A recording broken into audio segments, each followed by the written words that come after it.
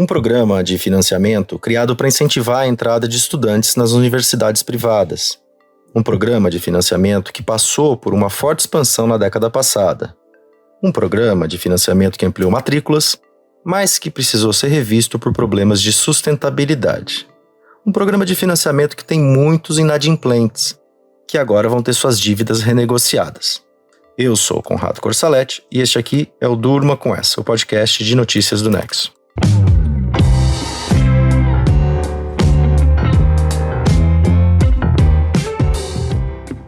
Olá, eu sou a Letícia Arcoverde, estou aqui com o Conrado para apresentar esse podcast que vai ao ar de segunda a sexta, no fim da tarde, início da noite, sempre com notícias que podem continuar a ecoar por aí.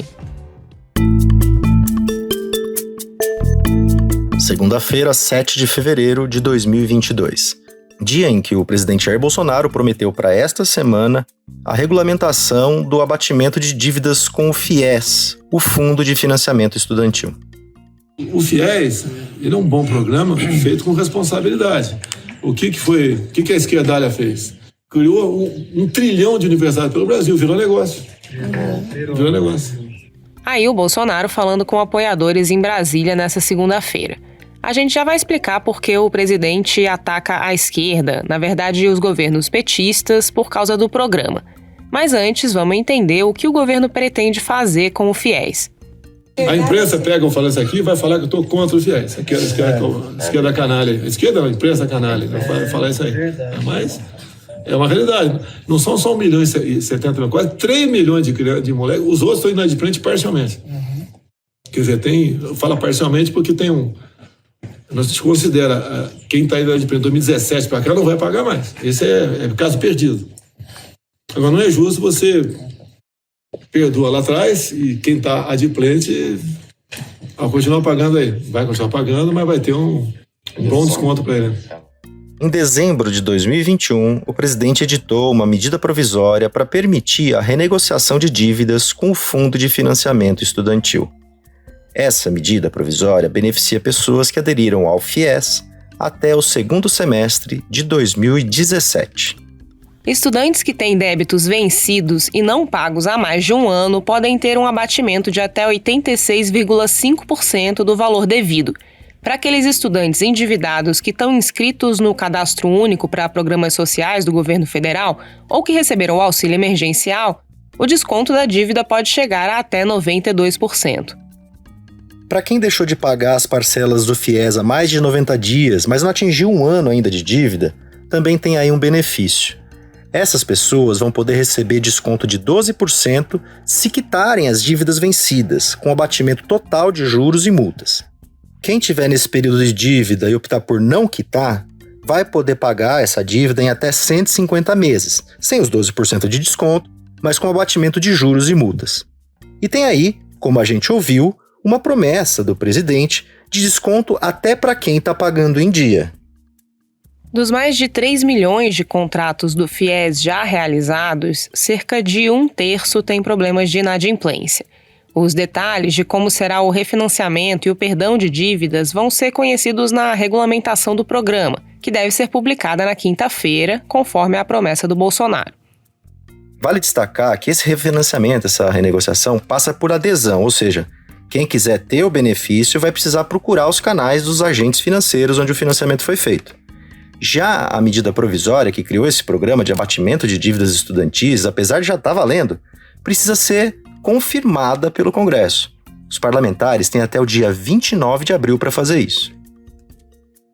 Em termos fiscais para o governo, esse perdão de dívidas deve ter impacto nulo, porque, na verdade, o impacto já aconteceu.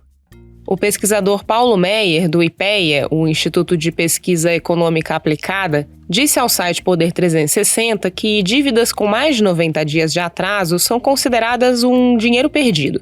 Então, segundo ele, qualquer valor que for pago já é positivo. Bom, mas vamos explicar direitinho o que é o FIES, um assunto que foi destaque inclusive no domingo por causa de uma conversa entre os participantes do Big Brother Brasil, o BBB da TV Globo.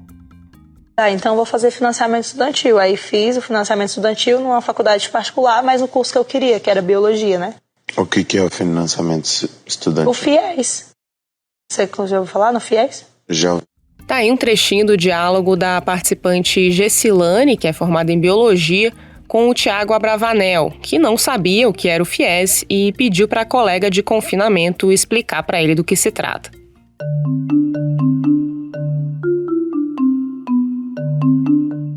O FIES foi criado em 1999 durante o governo do então presidente Fernando Henrique Cardoso.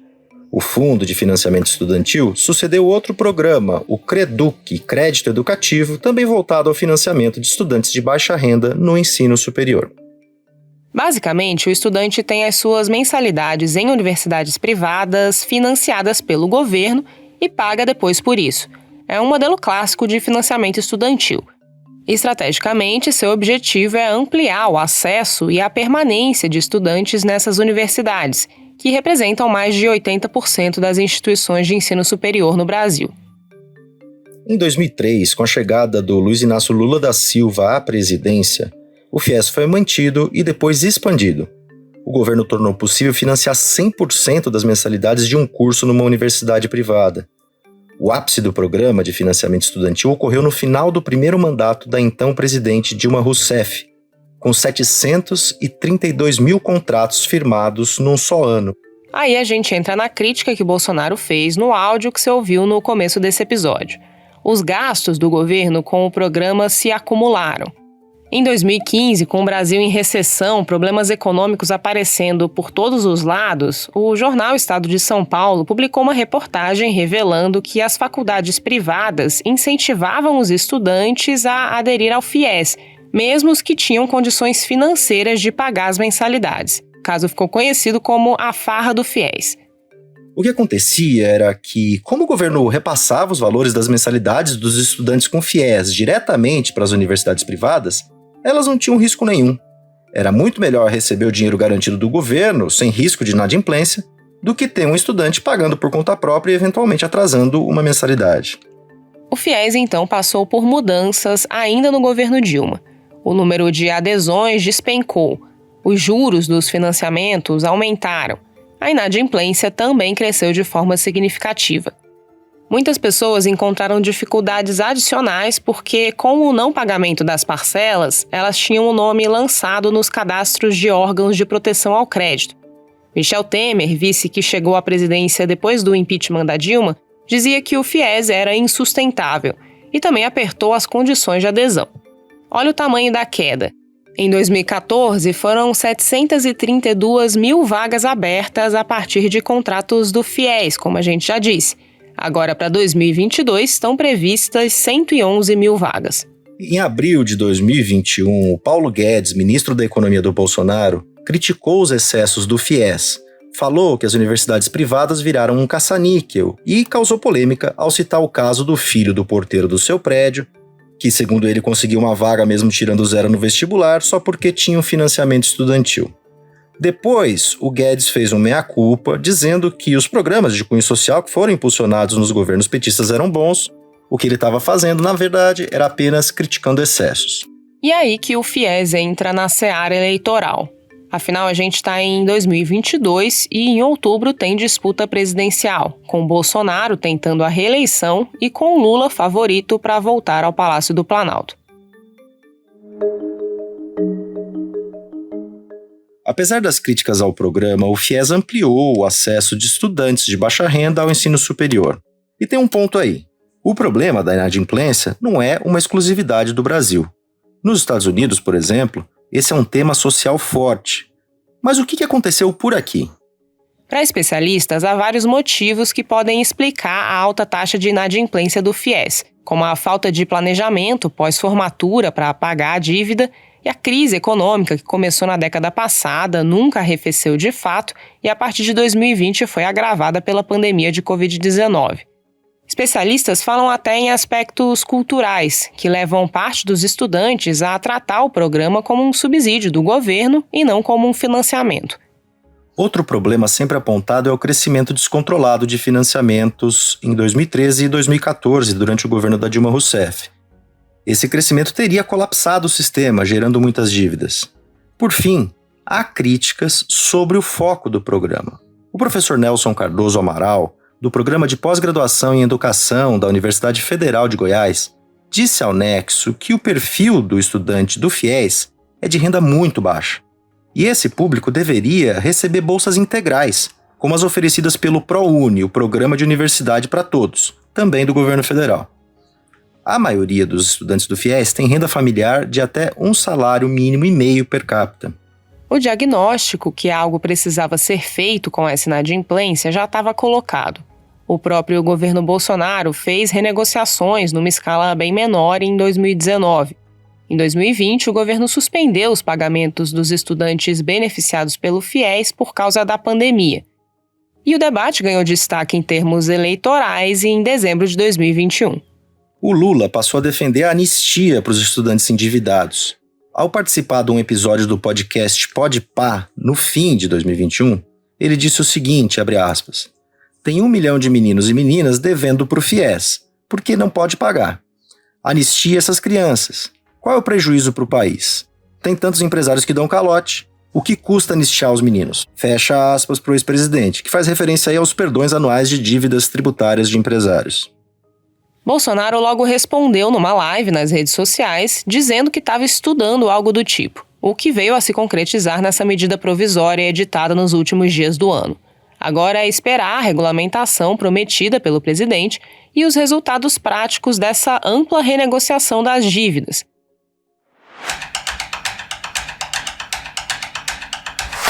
A vacinação de crianças a partir de 5 anos começou no Brasil em janeiro de 2022, mas passa por alguns entraves. A redatora Mariana Vick está escrevendo sobre o tema. Mariana, o que tem emperrado a vacinação de crianças? Existe mais de uma razão para isso. A primeira é a falta de doses. Depois da aprovação da Anvisa da vacina infantil da Pfizer em dezembro do ano passado, o governo federal levou 1 mês até começar a imunizar as crianças. Isso por ter pedido relativamente tarde as doses infantis para a farmacêutica. Até o início de fevereiro, o Ministério da Saúde tinha distribuído 8 milhões de doses da Pfizer para vacinar 20 milhões de crianças. Da Coronavac, aprovada pela Anvisa para crianças em janeiro, tem 9 milhões de doses disponíveis em estoque ou já com os estados, segundo dados do governo. Os números ainda são insuficientes para vacinar todo esse grupo com 2 doses. Novas entregas da Pfizer e do Butantan devem ser feitas ao Ministério da Saúde até março. Outro motivo para o ritmo lento da vacinação infantil é a desinformação. Diversos pais estão com medo de vacinar as crianças por acreditar que as vacinas contra a Covid são experimentais ou não são seguras, o que não é verdade.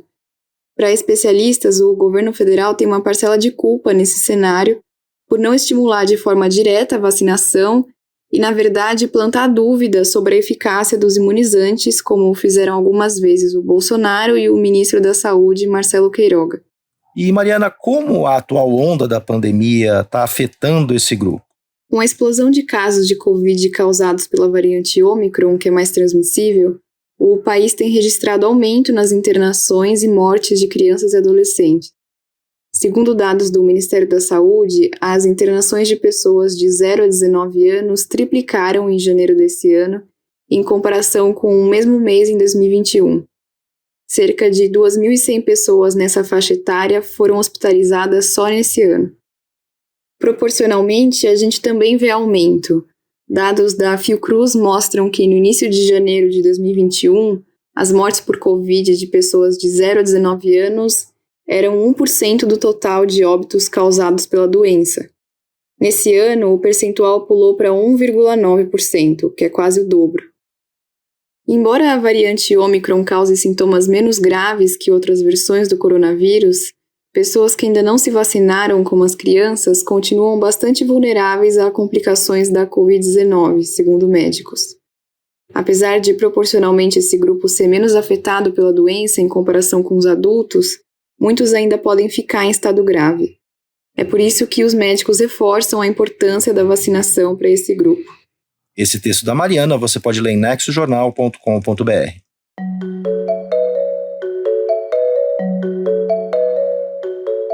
O Peru está com um novo capítulo na sua crônica Instabilidade Política.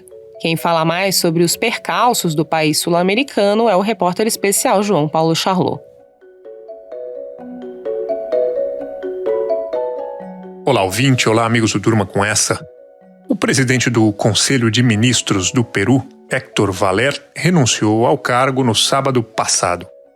Essa deve ter sido uma das renúncias mais rápidas do mundo. Ele ficou apenas 4 dias no cargo e caiu depois do ultraje provocado pela revelação de que, em 2016, a filha e a esposa dele registraram boletins de ocorrência na polícia, acusando Valer de espancamento. O cargo que ele ocupava era o mais importante depois do cargo de presidente do Peru. O país andino tem uma forma de presidencialismo que é muito incomum na América do Sul. Nesse sistema, o presidente é eleito e nomeia em seguida uma pessoa para presidir o Conselho de Ministros. Aqui no Brasil é comum que o ocupante do cargo no Peru seja chamado de primeiro-ministro, porque a nomeação dele passa pelo Congresso e a função dele é de fato coordenar o trabalho interno do governo. É um pouco parecido com o semipresidencialismo que a gente vê em países como a França e Portugal. A queda relâmpago do Valer é um sinal da grave instabilidade que afeta o governo do presidente Pedro Castillo. O problema não é só ele ter caído em 4 dias no meio de um escândalo de violência intrafamiliar. A questão é que Castillo terá de tentar a 4ª nomeação em apenas 6 meses de governo. E quando isso ocorre, é feita toda uma reforma ministerial para tentar compor com partidos e acomodar possíveis novos aliados. Ou seja, o governo peruano assumiu, mas não governa. Está inviabilizado, está parado e corre o risco de ruir. De certa forma, essa confusão toda era prevista. O Castillo tem um histórico de radicalismo autoritário alinhado à esquerda. Ele nunca teve experiência prévia na política eleitoral. Como professor e sindicalista, acumulou declarações de caráter homofóbico e misógino, numa linha de conservadorismo moral que pouco diferenciava ele de líderes conservadores da direita e da extrema-direita. Para se eleger, o Castillo amenizou o discurso. Para governar, começou a se aproximar da centro-esquerda, que agora busca apoio até em ex-membros da extrema-direita, como é o caso do Valer. No Peru, o Congresso pode depor o presidente com relativa facilidade, dentro da regra constitucional. E cada troca de ministério parece colocar o governo Castillo um passo mais perto da inviabilidade total. Do programa do governo Bolsonaro com uma ampla renegociação das dívidas do FIES, passando pelos percalços da vacinação infantil e fechando com o caicai de ministros do Peru, durma com essa.